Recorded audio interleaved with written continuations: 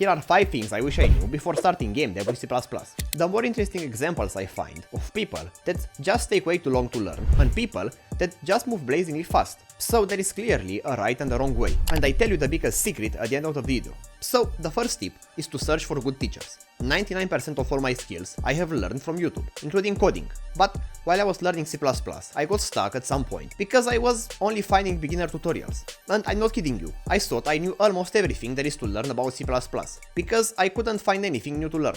And of course I was wrong, but I simply didn't know what to search for. But then I met this guy who was like way above my coding skills, and he told me what to learn next. Like this great YouTube series, for example. So you need to find friends that are above your current level and learn some new things from them. And not only that, but try to find multiple YouTubers to learn from. I'm here to teach you low-level C++ game dev, so you should subscribe if you want to learn that. But I also always recommend One Lone Coder's channel, because he has very well made step-by-step tutorials that are extremely good learning resources. And if this little story made you interested, the next tip is actually the second part of it. So, while I was searching to learn more and more C++, I kind of realized at some point that most of the things that I was learning I wasn't using that much, and that was because they kind of sucked.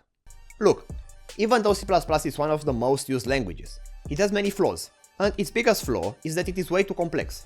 All this complexity has a reason to be there, and yes, it could have been done better, but you shouldn't have to deal with it in your day-to-day coding. Look, this is the implementation of an std vector, almost 4000 lines of code for the simplest data structure possible. Think about that. Not to mention that if something is wrong somewhere in your template mess, the compiler can tell you, bro, I can write a whole renderer in 4000 lines of code.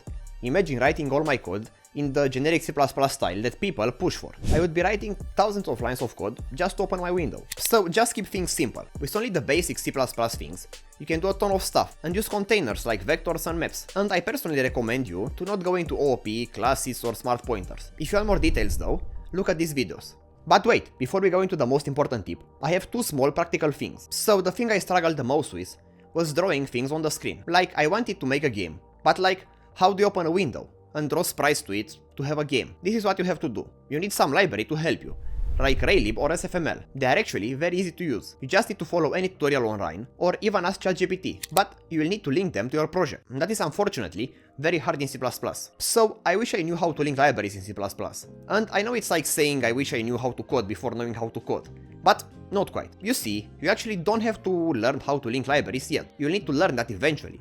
And I would recommend learning CMake for that. But if you're a beginner, right now, you don't actually want to link libraries, do you? In fact, you probably don't want to have to deal with that ever. You just want to make your game, and linking libraries is just more like an annoying obstacle in the way. That's why I created setups for all the libraries that you might need for game development. So you can just take a setup and start making a game with it. All the details are in this video that I link down in the description. And then, you can use any tutorial online for the library that you choose, or if you want to learn from me, I also have a full simple tutorial. But now, the most important tip. So a few months ago, I was working on this shader toy project, and I met this cool guy called Gabe Rundlett, who already has made his own shader toy clone. So I talked to him, and he had quite advanced graphics programming stuff. Now, I've been coding for like 9 years or something like that, and seeing these cool things that Gabe was doing, I assumed he also had like 9 years of experience. But guess what?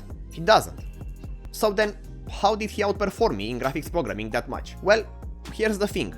In order to grow in any domain, you need to push yourself with harder projects than your current level. So even though I have been coding for so much time, I wasn't pushing myself that often. I was usually afraid to tackle difficult things like ray tracing or global illumination. Gabe, however, was also in my situation, but he just did them anyway. And you know, after some struggle, he managed to implement them. So let this lesson be a reminder for you to push yourself with harder and harder projects, instead of just doing simple things or just learning stuff all day instead of coding. And if you want this tip to help you, you can push yourself right now by making your first C++ game. Don't worry, you just need to be comfortable with C++, and this video linked in the description will help you with the rest. See you there.